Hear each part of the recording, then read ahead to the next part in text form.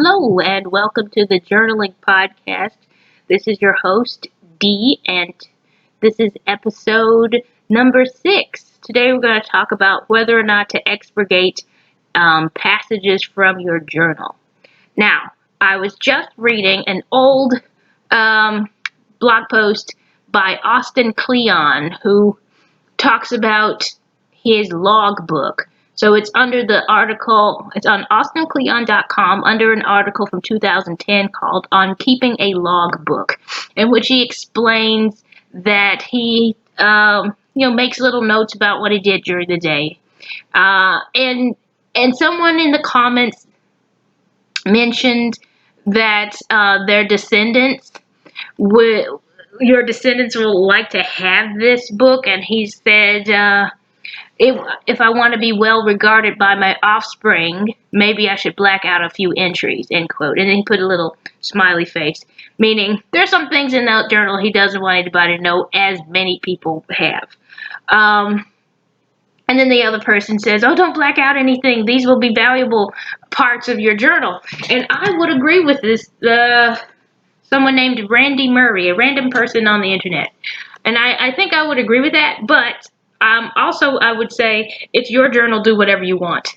If you want to black out parts of it, if you want to expurgate the rather less than pleasant parts, go right ahead. It is your journal.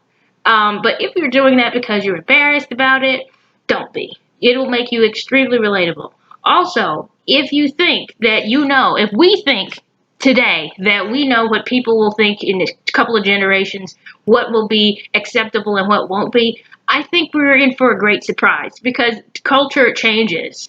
Some things that are acceptable now will be unacceptable then. Some things that we thought were completely innocuous actually have been harmful this whole time. All of that. And so if you try to figure out or guess what people in the future are going to find unpleasant, then I don't know. Apart from like war or something, that seems to be consistently unpleasant. So apart from something dramatic like that, I don't think, well, even some people prefer that too. But the point is, trying to guess and then control what the next generation will think of you is a bit Ozymandian. And what they think is important might be totally different from you.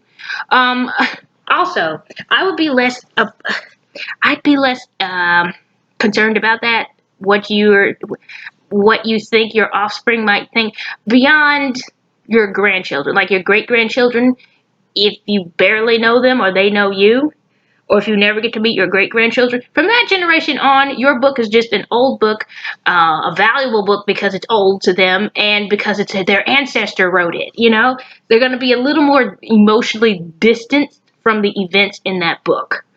So if you could just run it past your children and grandchildren, if there's a way that you could make sure it got past them, then it'll probably last for a while. Because there are a lot of people who just love books because they are old, and will keep it just for that, and will value it in a way that you would never anticipate it. Also, another thing about expurgating, if you don't feel like doing that, like taking out the parts you think will be embarrassing because you don't know which is going to be embarrassing and which won't be, then you could give it to the Great Diary Project. The Great Diary Project is thegreatdiaryproject.co.uk was founded, I'm looking at their website now, launched in 2007 by two diary devotees, Dr. Irving Finkel and Dr. Polly North. So what they do is they gather up unpublished diaries from random people, and you can give them your diary too. And I do believe they have a 50-year gap between when you donate it and when it's available to the public. And in that way, most of the people that you're concerned about reading it will probably not be around to be concerned about anybody reading it. The statute of limitations on whatever you've done is over.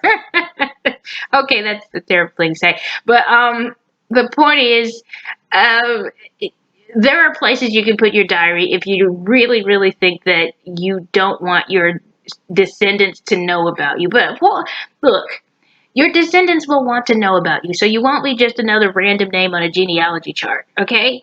They want to know who you are. They want to know your stories. And the farther away they are from the time in which the diary was written, the less emotionally involved they're going to be with it. So if you said or did something that maybe you shouldn't, they are going to be maybe appalled by you, but overall, it still tells them who you really are. This idea that we can present ourselves as some kind of sinless deity, come worship me, I don't love that. I don't like it at all. But then that's just me. If you want to try to pretend that you have known no sin, go right ahead. But I don't think it's going to work. In any case, well, it might work. Some people are just. Anyway, the point is, go right ahead and do that, but also understand that the things you're going to be embarrassed about probably aren't that embarrassing. And the people who will love it the most are people who will be emotionally distant from it, and physically in time distant in time from when you've written that thing. Um, so you can put a moratorium on it for 50 years yourself somehow. Your executor only opens it up for your great grandchildren or something. I don't know.